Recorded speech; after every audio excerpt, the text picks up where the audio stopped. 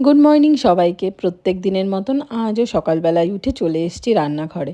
প্রথমে মাছগুলো ভেজে নিলাম, আর যা গরম পড়েছে আজ একটু হালকা পাতলা কলা দিয়ে মাছের ঝোল খেতে ইচ্ছে করলো, তো সেটাই বানাবো আজকে। একটা সময় ছিল আমি কিন্তু মাছের ঝোল পেঁয়াজ রসুন ছাড়া খেতে পছন্দই করতাম না। মা যদি সবজি দিয়ে মাছের ঝোল বানাতো, কেন জানি না আমি দেখে নাক সিটকোতাম।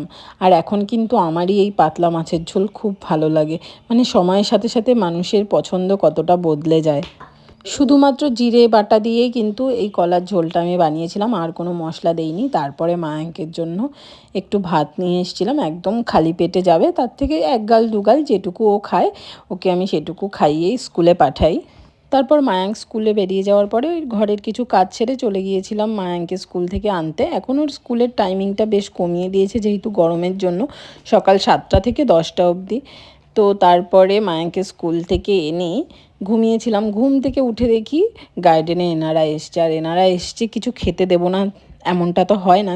এখন যেহেতু গরম পড়েছে, সমস্ত সবজি ফ্রিজে থাকে, তো যার জন্য সবজিগুলো সমস্ত ঠান্ডা হয়ে আছে। ঘরে ছিল না কলা। আমি একটু চিন্তায় পড়ে গিয়েছিলাম যে এদেরকে কী খেতে দেবো। অবশেষে মায়াঙ্কি আমাকে বললো, মা বিস্কিট দাও, বিস্কিট দাও। তো তারপরে বিস্কিটের প্যাকেট নিয়ে গিয়ে ওদেরকে দিলাম। মায়াঙ্ক তো দেখে ভীষণ খুশি, ও ওদেরকে খেতে দিয়ে ভীষণ খুশি হয়।